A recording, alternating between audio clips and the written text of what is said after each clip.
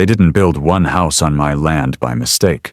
They built 96 of them with full confidence that I would never be able to stop it. When I drove onto my grandfather's property for the first time in 3 years, I didn't see trees. I saw a finished subdivision standing where my forest used to be.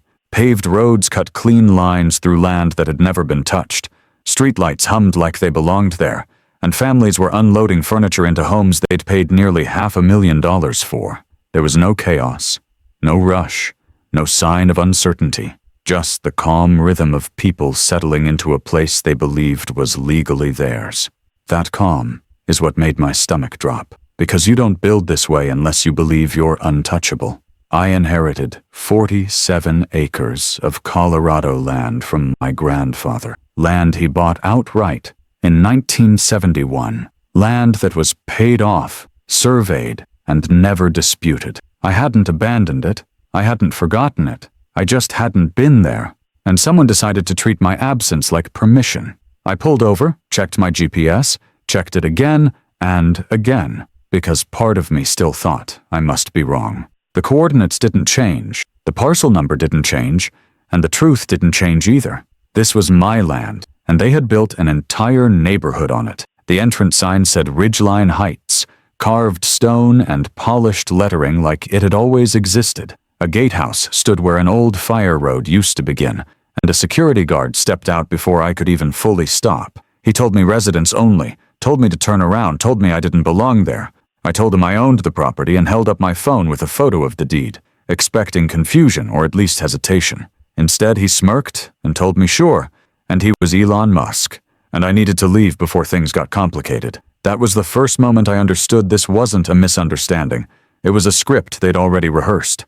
Before I could respond, a white Range Rover rolled up behind me, slow and deliberate, the kind of entrance meant to establish control. The door opened, and HOA Karen stepped out like she owned not just the development but the ground underneath it. Before we move forward, drop a comment. Where are you watching from? She didn't look at me when she spoke at first. She spoke to the guard, asking what the problem was like. I was an inconvenience, not a person. When she finally turned her eyes on me, I watched her evaluate everything in about 2 seconds. My boots, my jacket, my hands, my truck, and file me into a category she had already decided didn't matter. She smiled the kind of smile people use when they think they're being generous, and told me if I was looking for construction work, most crews were already filled, but she could take my number. I told her I wasn't looking for work. I was the legal owner of the land, and I gave her my grandfather's name. Her smile didn't disappear. It sharpened, and she pulled out her phone like she was bored. She told me their title company had already done a forensic search, told me the land was abandoned, told me adverse possession made it legally theirs now. When I told her adverse possession doesn't apply if property taxes are paid, her tone shifted from dismissive to cold. She told me I knew just enough to be dangerous, and that was almost funny because she didn't know how right she was. She pulled a business card from her pocket and held it between 2 fingers like it was contaminated. She told me her attorney would be happy to explain why my claim was frivolous, and then she told me something she thought would end the conversation. All 96 houses were sold. $16 million in pre-sales were already collected, and families were moving in by Thanksgiving. She said it calmly, confidently, like she was daring me to try and stop it. She warned me about trespassing, told me she'd call the sheriff personally if I came back, mentioned donations and security footage like they were casual details. Then she did something that made my blood run cold. She took a photo of my license plate and told me it was just in case I decided to vandalize anything. She leaned in close enough for me to smell her perfume and told me people like me don't win against people like her. Behind her, nail guns popped in steady rhythm, diesel engines idled, and construction never slowed for a second. I didn't argue with her. I didn't raise my voice, and I didn't threaten legal action right there. I got back in my truck and drove away with my hands shaking so badly I had to pull over a mile down the road. That night I spread my grandfather's documents across my kitchen table.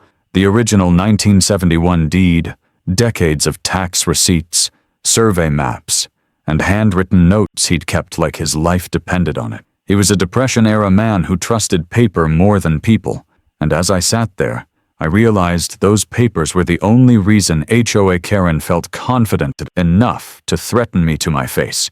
She assumed I didn't have what I needed, and she assumed wrong. A few days later, Her attorney's office called and offered me $15,000 to sign a quitclaim deed by Friday. $15,000 to walk away from land worth over $4 million. It wasn't an offer. It was a test. And they expected me to fail it quietly. I didn't. I didn't hire the lawyer who handled my divorce. And I didn't look for someone cheap or convenient. I found a property attorney who specialized in cases developers lose sleep over. And when I laid everything out in front of her, she listened without interrupting. She flipped through the tax receipts, the surveys, the deed, and when she looked up at me, she told me something that sounded insane at first. Let them finish building. She explained that if we stopped construction now, my land would be trapped in years of lawsuits involving banks, title companies, and 96 families who bought homes in good faith. But if I let them finish, if I let the fraud complete itself, then every house they built would sit on land they never owned, and there would be no way to explain that away. It was cold, strategic, and brutal, and it made perfect sense. So I did nothing. I watched landscaping crews plant trees that didn't belong there, watched painters coat walls. HOA Karen mandated be beige, watched pools get dug and fences go up. I drove past twice a week and documented everything, every timestamp, every truck, every finished home. When HOA Karen noticed me, she sent the sheriff, and the deputy warned me politely while making it clear who donated to whose campaign. I stayed on the public road and kept recording. Families moved in, kids rode scooters, pizza boxes piled up on doorsteps, and the more normal it looked, the more dangerous it became for her. HOA Karen thought momentum would crush me, but what it really did was lock her into a position she couldn't escape. She believed scale was protection, and she never realized she was building evidence faster than she was building houses.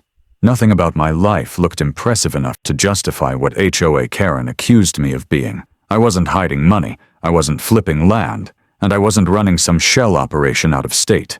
I was 47 years old, a structural engineer who spent most weeks buried in blueprints and deadlines, divorced, exhausted, and trying to keep 2 kids in college without drowning. My days were predictable, my finances were boring, and my life revolved around work schedules, tuition payments, and a truck old enough to remind me every month that nothing lasts forever. That was exactly why she felt so comfortable dismissing me. People like her assume power only comes in loud packages, and when it doesn't, they assume it doesn't exist at all. The land didn't come to me through a complicated estate fight or a vague family promise.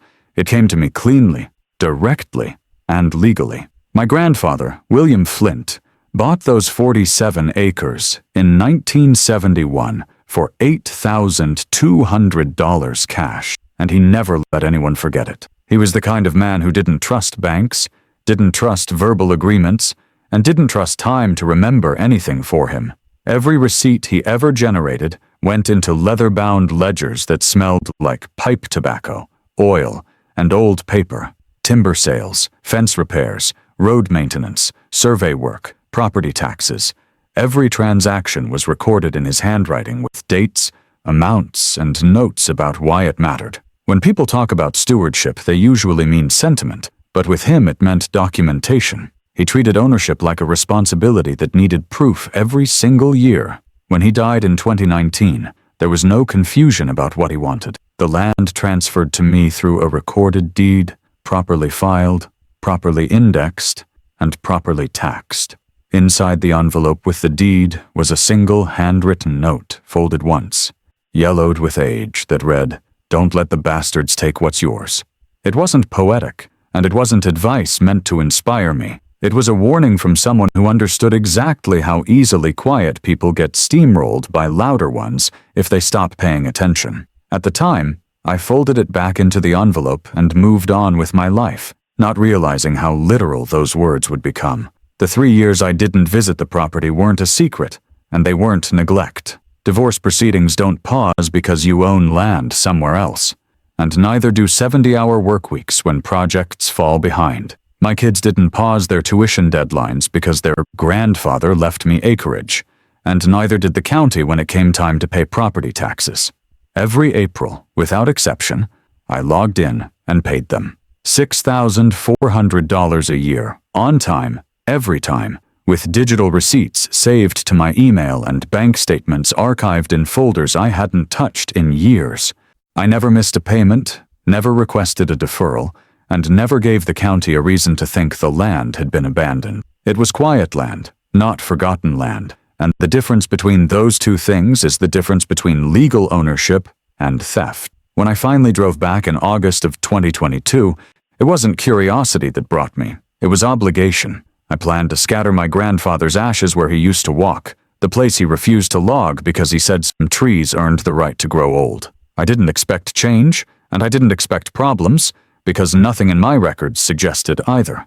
That's why the shock hit as hard as it did. I checked the parcel number against county records before I even stepped out of the truck, cross-referenced the GPS coordinates, and confirmed the survey boundaries matched what I was seeing. From an engineering standpoint, there was no ambiguity. The land under those houses was mine, every inch of it, and no amount of signage or fresh asphalt could rewrite that. The encounter at the gate wasn't just rude, it was revealing. The guard didn't ask questions because he wasn't trained to.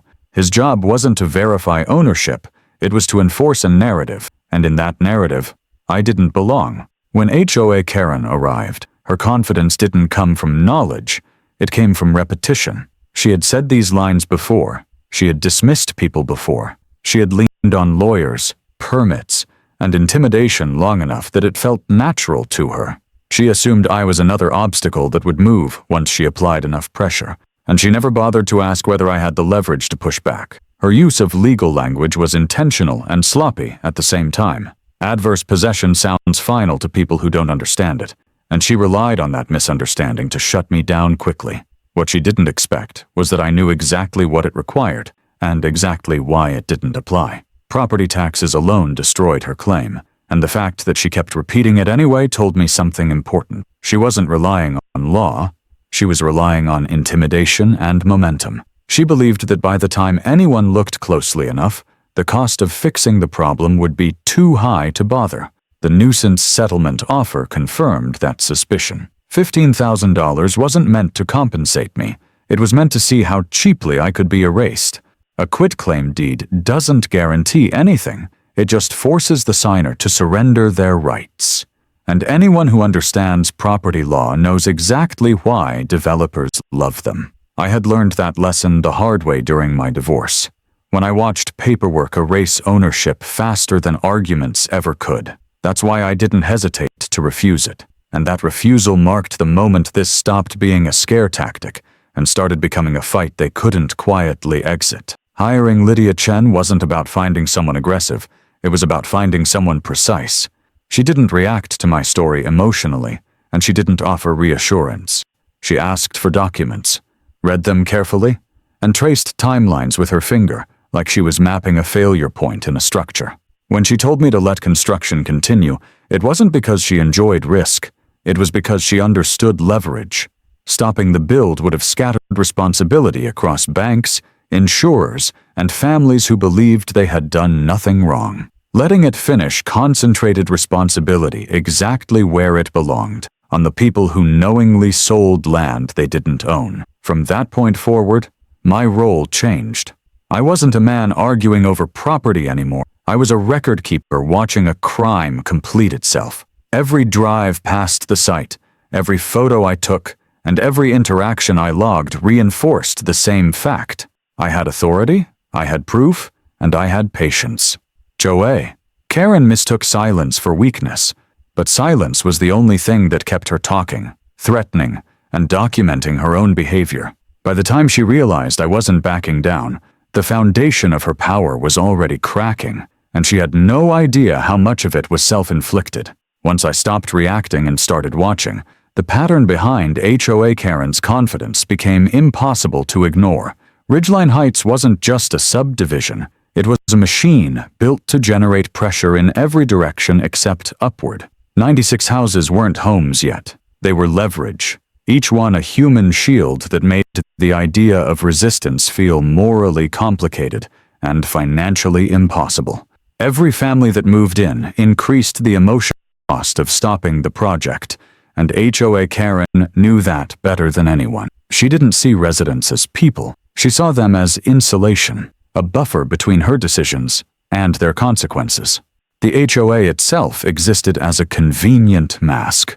On paper, it looked like a community organization designed to protect homeowners, but in practice, it functioned as an extension of the developer's authority. Rules flowed downward, fines flowed inward, and accountability never flowed back up. HOA Karen positioned herself as both protector and enforcer, the single point through which all decisions passed, and she used that position to normalize her control. Residents were encouraged to trust the HOA, to believe that its existence meant everything had been vetted and approved, and that trust kept them from asking questions they didn't even know how to frame. The gatehouse was the first physical expression of that power structure. It wasn't there to improve safety. It was there to define belonging. Anyone who lived there passed through without friction. Anyone who didn't was immediately treated as suspicious. When I was stopped and dismissed without a second thought, it wasn't because the guard knew I was lying. It was because the system had already decided I was irrelevant. The narrative was set internally long before I ever arrived, and my presence threatened it simply by existing. HOA Karen's language did most of the heavy lifting. Words like abandoned, squatter, trespassing, and development weren't casual choices. They were deliberate inversions of reality. By calling me a squatter, she positioned herself as a steward. By calling the land abandoned, she erased decades of documented ownership. By framing her project as a development, she implied legitimacy that didn't exist. Every word was chosen to flip the roles and make resistance sound unreasonable, even dangerous. Her reliance on professional authority was just as calculated. She didn't explain the law. She invoked it. She didn't show documents. She referenced them. Title company, attorney, county permits. Each mention was meant to shut down conversation, not invite scrutiny. Most people hear those words and assume the details have already been handled by someone smarter and more powerful than them. HOA Karen counted on that assumption to carry her through. Adverse possession was her favorite scare tactic because it sounded final. She used it as a blunt instrument, knowing most people don't understand the requirements behind it. She never mentioned years of hostile possession, or continuous tax payments, or court judgments, because she didn't need to. All she needed was the fear that comes with hearing a legal term you don't know how to challenge.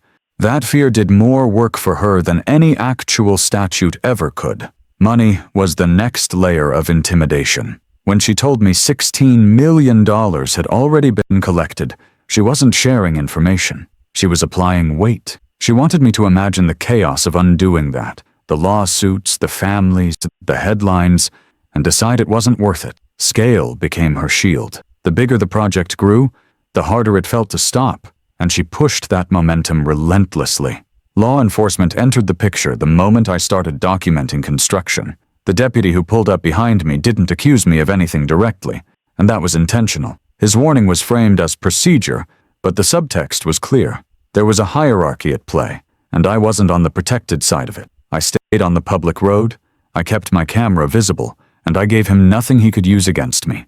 That restraint frustrated HOA Karen more than any argument would have. When intimidation through presence didn't work, she escalated through paperwork. Formal complaints began appearing, alleging harassment, stalking, and interference.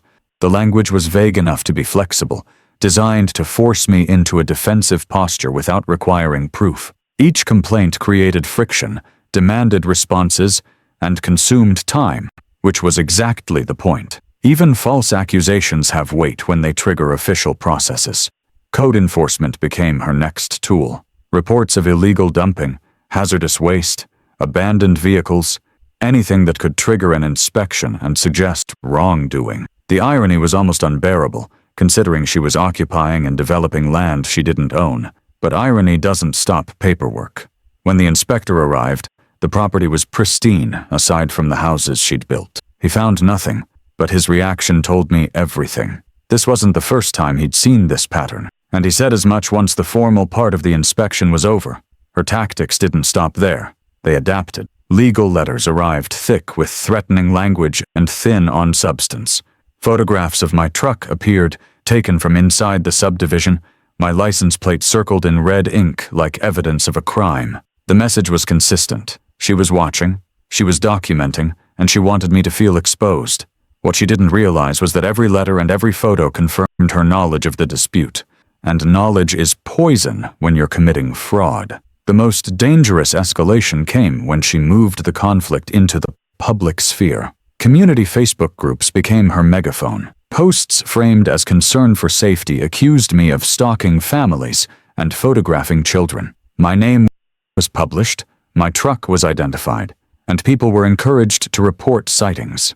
Strangers became enforcers overnight, and fear spread faster than facts ever could. That was the moment the dispute stopped being about land and started being about erasing me socially. The fallout was immediate and brutal. My daughter cried, my son panicked, and my employer put me on leave because optics matter more than truth when institutions are afraid of controversy. Coworkers who used to chat with me crossed the street to avoid me. HOA Karen wasn't trying to win a legal argument anymore. She was trying to break my life into pieces small enough that I'd walk away just to make it stop. Through all of it, I stayed silent publicly. I didn't respond online, didn't defend myself, and didn't argue my case in comment sections designed to convict evidence. That silence wasn't passive, it was strategic. Every lie left unchallenged became evidence of malice. Every escalation added to a record that would eventually speak louder than anything I could say. What HOA Karen never understood was that abuse only works when it stays invisible. The moment patterns emerge, power begins to shift. Her confidence was built on the assumption that no one would ever line up the complaints, the threats, the timing, and the beneficiaries. By the time she realized someone was paying attention, her entire structure of control was already documented, and the system she thought protected her was about to turn and look directly at what she'd been doing all along. Once the pressure stopped escalating outward and started collapsing inward, the entire dynamic shifted. I didn't announce anything, didn't warn anyone, and didn't change my routine in ways that would tip HOA Karen off. Silence became the most effective tool I had, because it forced her to keep acting without knowing how exposed she already was. Every threat, every letter, every complaint she filed after that point didn't weaken my position. It strengthened it, because each one proved she knew there was a dispute and chose to push forward anyway. Lydia made the rules clear early on. No contact with HOA Karen, no posts online, no emotional responses. Every interaction had to be documented, preserved, and contextualized. This wasn't about proving I felt wronged, it was about proving intent, and intent only emerges when actions repeat after knowledge is established. When the certified letter from her attorney arrived telling me to stop trespassing and threatening harassment charges, it read like intimidation, but functionally, it was a gift. It confirmed, in writing, that they were fully aware of my claim and continued construction regardless. Lydia laughed when she read it, not because it was funny, but because it was perfect. She explained that once a developer is aware of a legitimate ownership dispute, every dollar spent afterward becomes a liability. They weren't just building houses anymore, they were knowingly improving property they did not own. That single shift turned a civil disagreement into willful misconduct, and the law is unforgiving when intent is documented. From that moment on, the question wasn't whether they were wrong, it was how much damage they were causing themselves every day they kept going. At Lydia's direction, I started gathering everything that existed publicly about HOA Karen and the entities tied to Ridgeline Heights.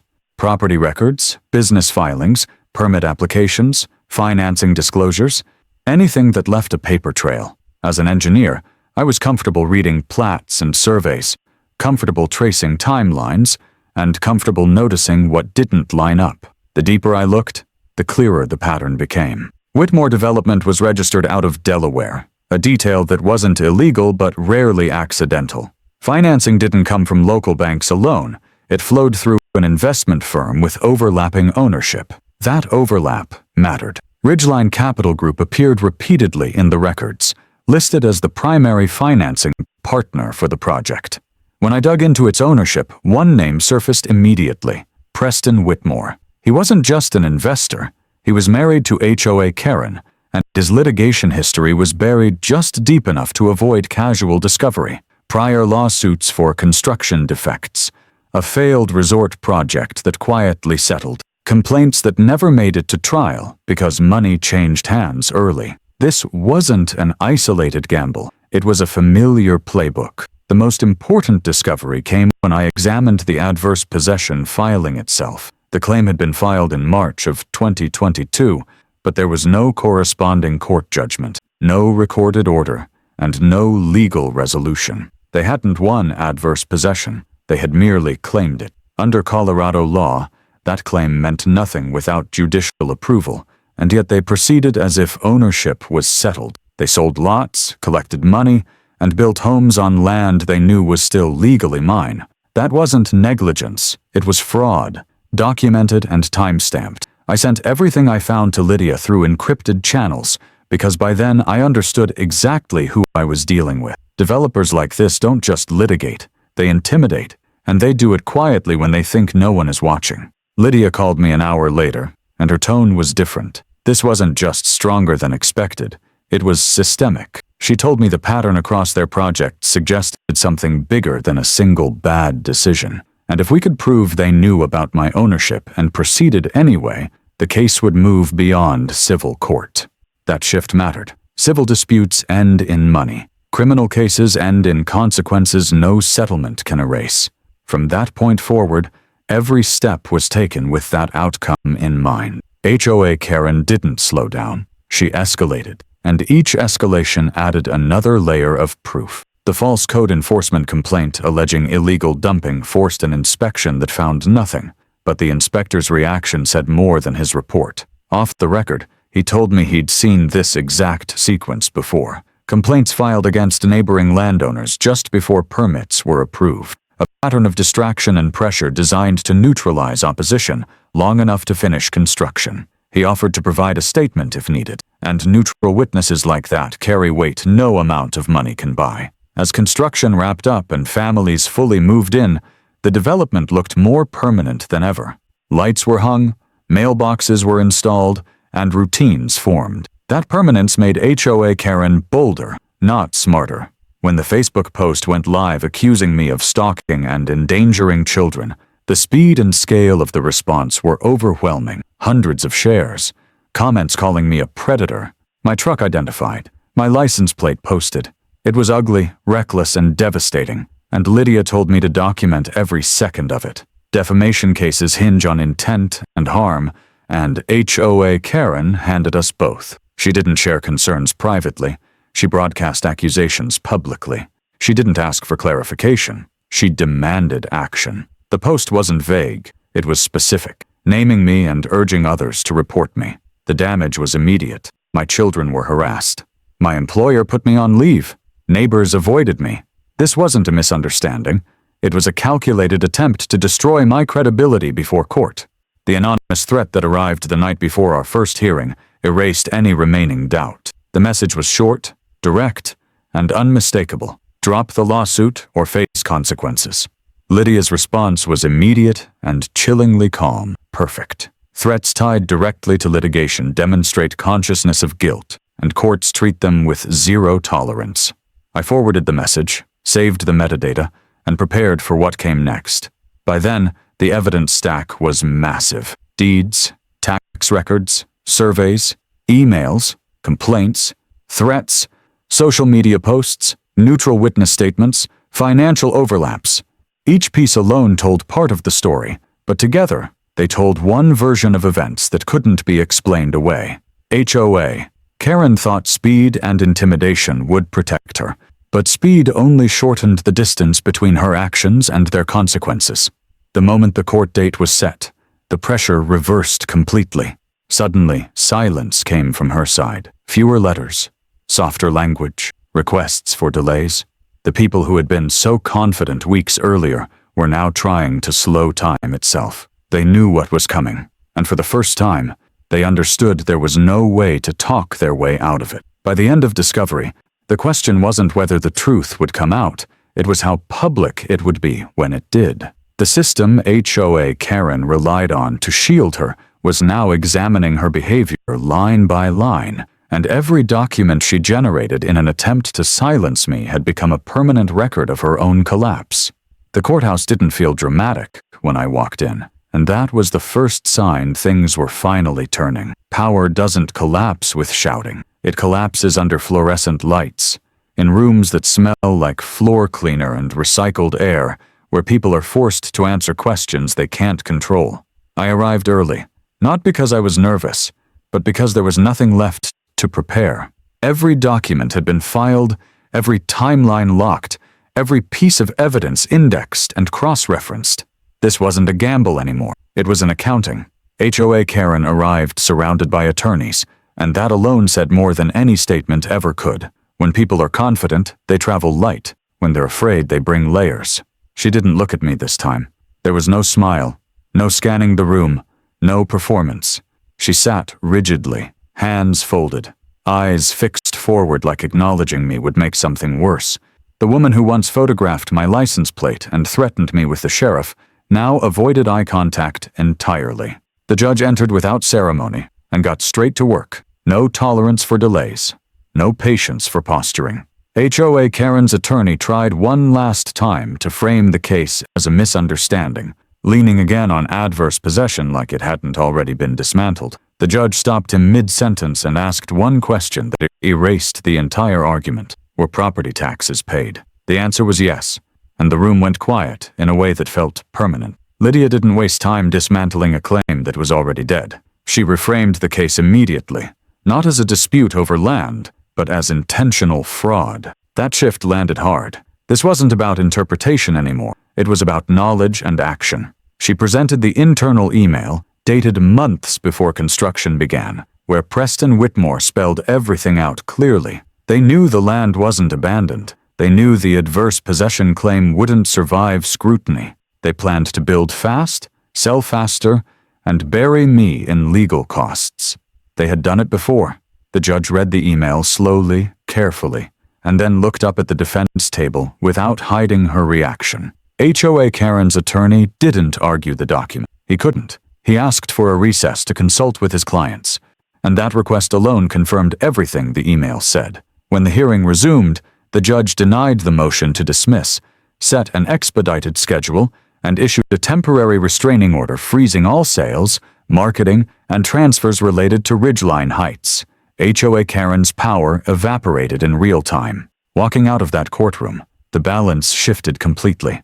Lydia explained that the email didn't just strengthen the case, it changed its nature. Someone inside their operation had decided to talk, and people don't do that unless they're protecting themselves.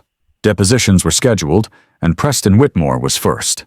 The deposition took place in a glass-walled conference room high above the city, the kind of space meant to project authority. Under oath, that authority dissolved quickly. Preston admitted to writing the email. He admitted he knew my name appeared in county records.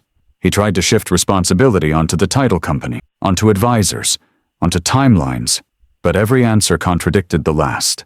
Lydia didn't raise her voice, didn't argue, and didn't interrupt.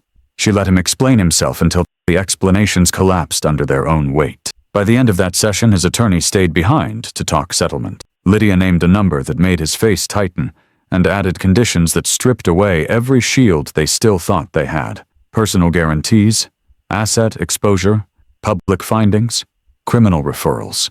The conversation ended without agreement, and everyone in the room knew why. That's when the intimidation escalated again. Not because it was working, but because it was all they had left. A private investigator showed up at my son's workplace asking questions about my behavior, my temper, my past. That crossed a line no one walks back from. Lydia filed an emergency motion for witness tampering before I even finished telling her what happened. When the IRS audit notice arrived days later, citing anonymous allegations, it didn't create panic. It created another filing. Each move they made added another charge, another paper trail, another reason for a judge to look closer. The public collapse began quietly. A local real estate blog obtained the Ridgeline Heights sales contracts and published them alongside questions about ownership. Buyers panicked. Title insurance companies started denying coverage. Homeowners called me crying, terrified they'd lose everything. I told them the truth, not to reassure them, but because lies were what caused this mess in the first place. They weren't the enemy. They were leverage that had finally failed. When Channel 9 reached out, Lydia approved the interview with strict limits. Facts only. No insults. No speculation. I told the story exactly as it happened, with documents on the table and timelines on the screen. The segment aired, and within hours the narrative HOA Karen built collapsed completely. This wasn't a rogue landowner anymore. It was a documented fraud scheme. The break-in came 2 days later. My front door left ajar, nothing taken. A note on the table telling me to drop the case. The neighbor's license plate record tied the vehicle directly to the same investigator who harassed my son. That evidence went straight to the court, and the response was immediate. The title company flipped. Bribes were admitted. Emails were surrendered. Recorded calls surfaced. The defense stopped escalating and started begging for time. By the end of that week, everyone involved understood the same thing. This was no longer about controlling damage. The damage was done, and it was public. HOA Karen's system of intimidation had collapsed under its own weight, and every institution she leaned on was now documenting how she used it. The confrontation phase ended not with shouting or confrontation, but with silence, the kind that only comes when there is nothing left to deny. By the time trial preparation began in earnest, the fight no longer felt personal, and that was exactly the point. This phase wasn't about anger, pride, or even justice in the emotional sense. It was about precision, and precision belongs to experts who understand systems better than the people who try to exploit them. Lydia didn't talk about revenge or winning. She talked about sequencing, exposure, and inevitability. Once those pieces are aligned, outcomes stop being uncertain. Her conference room became a map of everything HOA Karen thought she controlled. Timelines stretched across the wall, connecting emails, permit approvals, financing transfers, complaints, and threats. Names appeared repeatedly in different contexts, and every repetition mattered. Patterns are what courts respond to, not stories. And this case was nothing but pattern layered on top of pattern. The more complete the picture became, the less room there was for explanation or spin. The strategy shifted deliberately toward criminal exposure, not because civil damages weren't sufficient, but because criminal liability removes the ability to negotiate away consequences. Lydia explained that once intent and repetition are proven across multiple projects, the case stops being about one landowner and one development. It becomes about enterprise behavior. That's when federal statutes come into play, and when the protections people like HOA Karen rely on simply dissolve. What she understood, and what HOA Karen never did, was that corporate structures only work when the people behind them stay invisible. Personal guarantees, overlapping ownership, and documented decision-making collapse that invisibility. The construction loans for Ridgeline Heights weren't just corporate obligations.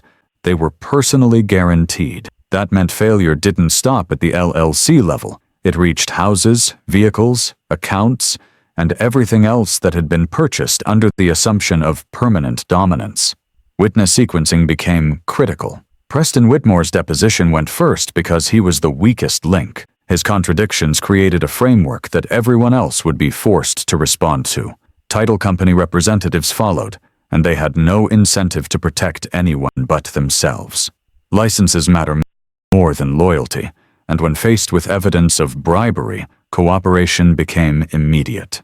Contractors came last, not because they were central, but because they confirmed timelines and practices that aligned perfectly with everything already uncovered.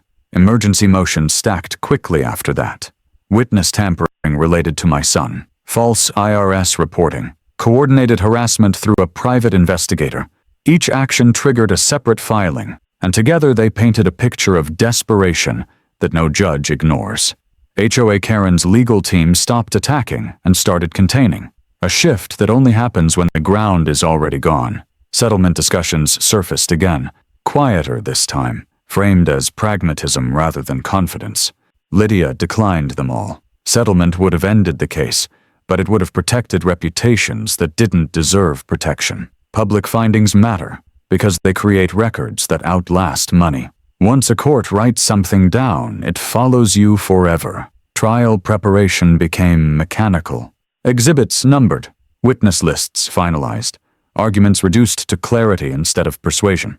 There were no theatrics planned, no emotional appeals, and no reliance on narrative flair. The facts were sufficient on their own. My role was minimal by then.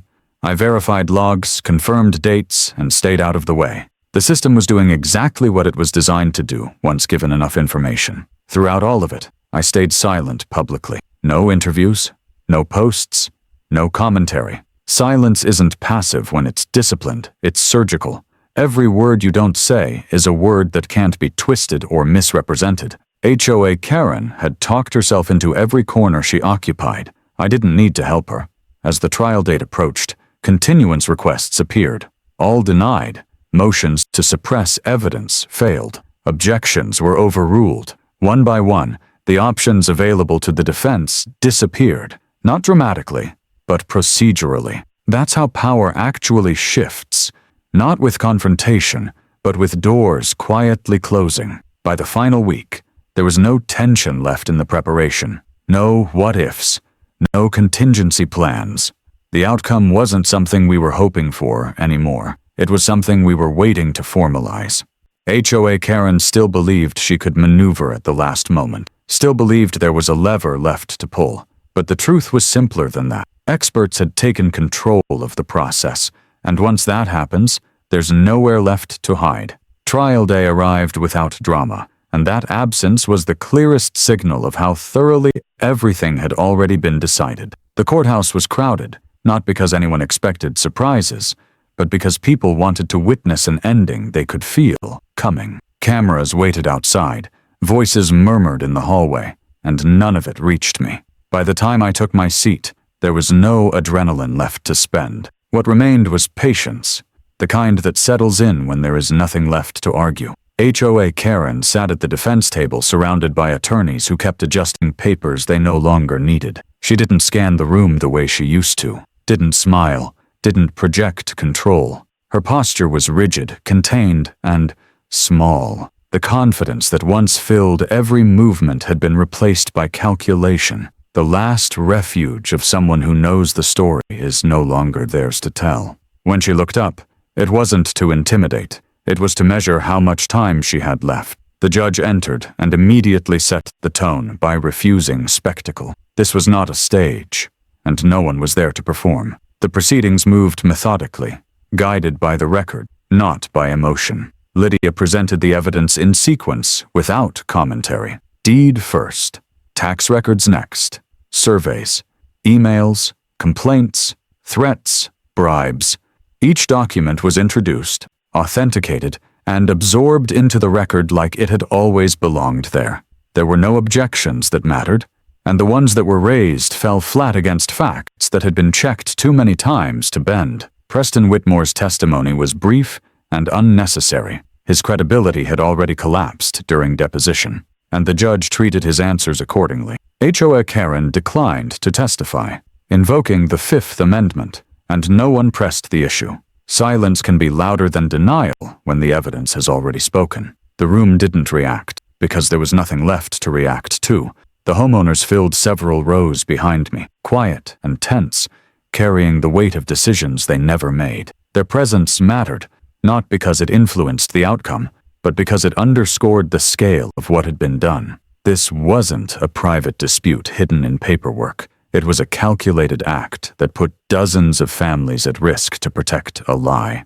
The judge acknowledged that reality without turning it into theater. When the ruling came, it came cleanly. The language was precise, stripped of excess, and impossible to misunderstand. Intentional fraud, systematic misconduct, abuse of process.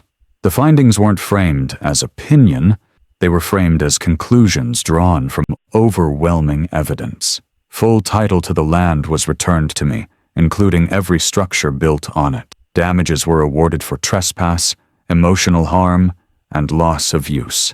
Legal fees were shifted in full.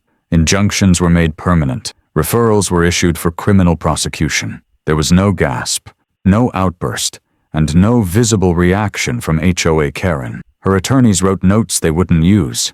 The judge closed the file, and just like that, the power she once wielded vanished into the record. Courtrooms don't mark endings with noise, they mark them with finality. Outside the courtroom, the consequences unfolded without commentary. Companies dissolved, licenses were revoked, assets were seized and sold, charges were filed and processed. None of it required my involvement, and none of it offered satisfaction beyond certainty. The system moved forward because that's what systems do when they are finally forced to acknowledge reality. The only decision left that belonged to me involved the families who lived on my land. The law gave me options, all of them profitable, all of them devastating. I chose none of them. The houses were transferred into a community trust at the price each family had already paid. No interest, no penalties, no leverage. The HOA dissolved without ceremony, leaving behind nothing but rules no one missed. I kept 5 acres at the edge of the property, the part my grandfather refused to log. I built a small cabin there, quiet and deliberate, the kind of place that doesn't announce itself. Mornings became simple. Coffee, pine, silence. My kids visited when they could. Life stabilized without asking permission. HOA. Karen didn't issue a statement. She didn't apologize. She didn't try to reframe what happened. Her name faded from conversations and reappeared only in filings and restrictions. The systems she once bent no longer responded to her voice. No one argued after that.